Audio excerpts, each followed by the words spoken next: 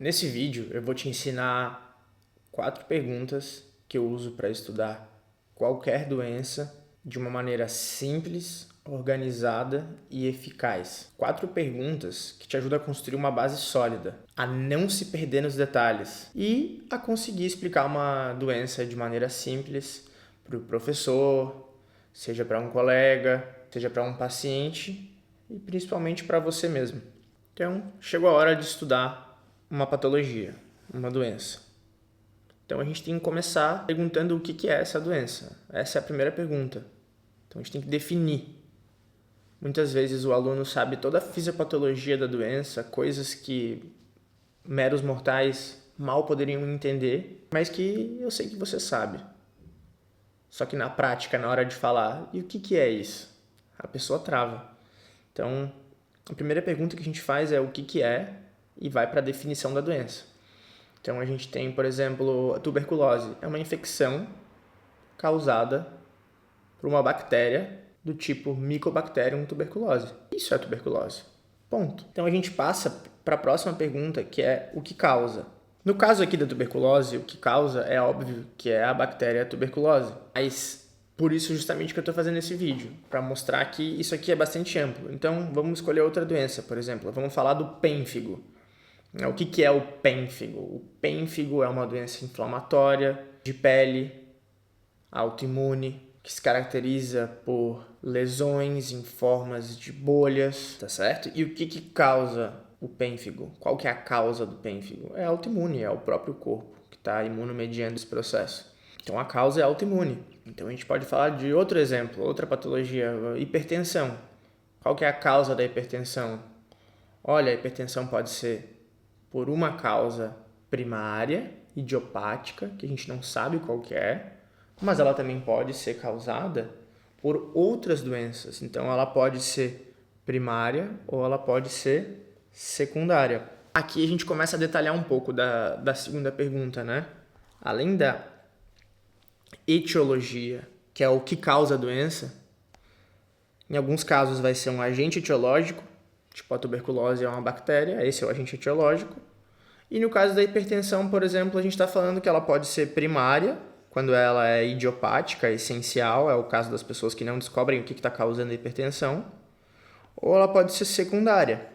Então, ela pode ser secundária a alguma outra patologia. A pessoa pode ter uma outra doença que esteja causando a hipertensão. Além disso, a gente tem que pensar que o que mais causa uma doença? Ou que aumenta a chance de uma pessoa ter a doença, para não dizer que tem uma relação de causalidade direta.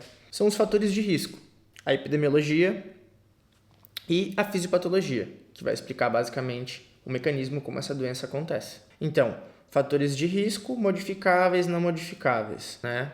No exemplo da hipertensão, por exemplo, a gente vai ter fatores de risco como genética, como alto consumo de sódio. O alto consumo de sódio ele é completamente modificável, né?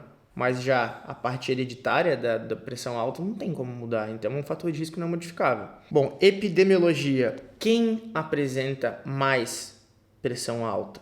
Pode ser em algum lugar específico do planeta, pode ser alguma faixa etária, pode ser alguma etnia específica, pode ser mais do gênero masculino ou do gênero feminino, tá certo? Então aqui no caso da hipertensão, a epidemiologia, a gente pode falar que ela é mais comum em pessoas mais velhas, em pessoas de cor preta. Isso não vai causar a doença, mas claramente dentro desse grupo epidemiológico eu vou saber que eu tenho mais chances dessa doença. Por último, aqui dentro o que causa a doença, a gente vai falar da fisiopatologia, né? Então, o mecanismo patogênico, como que essa doença acontece, qual que é a fisiopatologia da hipertensão arterial, qual que é o mecanismo do nosso corpo que gera a pressão arterial, né? Então isso aí fica para um outro vídeo, né? Que esse aqui é só a título de exemplo.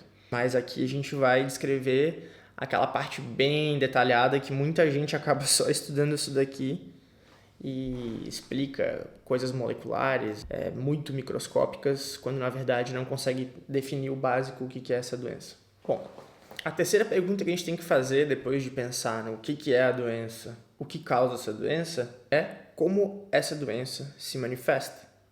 é a clínica. E o que é a clínica? É a apresentação, como que a gente vê isso no paciente, como que a gente enxerga na nossa frente essa doença.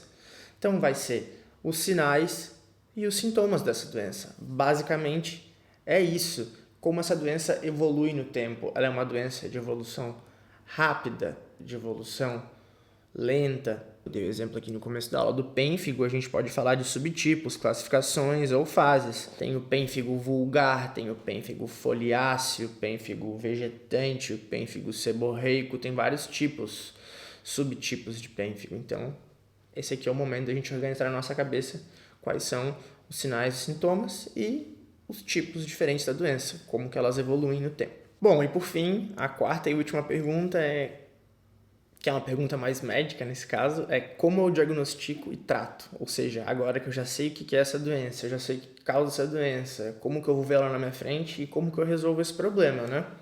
Então, como que eu diagnostico? Porque antes de tratar a doença, eu preciso confirmar que o paciente tem aquela doença e que ele não tem uma outra doença que se assemelha, que seja parecida e a gente esteja tratando uma doença errada. Então, obviamente, como que eu diagnostico e trato? Aqui a gente vai escrever, então, como que é feito o diagnóstico dessa doença. Ele é por biópsia? É por imagem? É clínico? Então, esse é o momento de definir como que é feito o diagnóstico da doença. Diagnóstico diferencial. Aqui a gente vai listar todas as doenças que são diagnósticos diferenciais da patologia que a gente está estudando. Tratamento. De maneira simples e organizada, começando sempre pela primeira linha de tratamento. Eu tenho um exemplo que agora foi numa última aula que a gente teve de gota. Os alunos estavam super focados numa medicação, um imunobiológico super inovador para gota, explicando mecanismos com citocinas inflamatórias. E os caras não sabiam o básico, qual que é o tratamento de primeira linha para gota. Então, de que adianta tu saber super detalhes se tu não sabe o básico? Por isso que eu estou fazendo esse vídeo.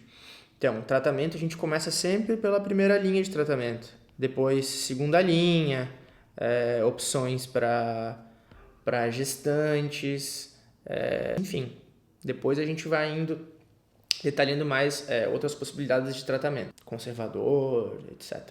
Quando a gente fala de como eu diagnostico e trato, a gente automaticamente tem que pensar que quando eu trato uma doença, eu preciso informar o paciente do prognóstico dessa doença, né? Afinal, ele pode não conhecer nada dessa doença, ou está apresentando pela primeira vez e ele quer saber qual que é o prognóstico.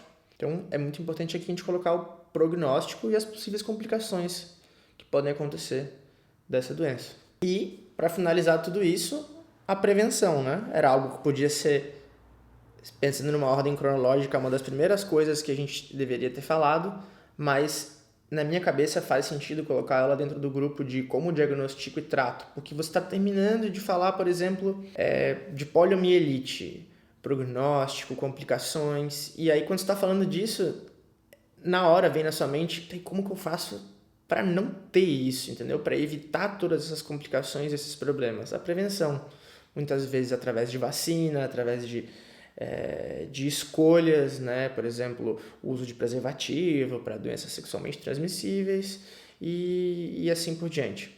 Então era isso. Tenta não esquecer dessas 4 perguntas. Não é para decorar, é para fazer sentido na sua cabeça. Então, o que é? A primeira pergunta, a gente vai definir a doença.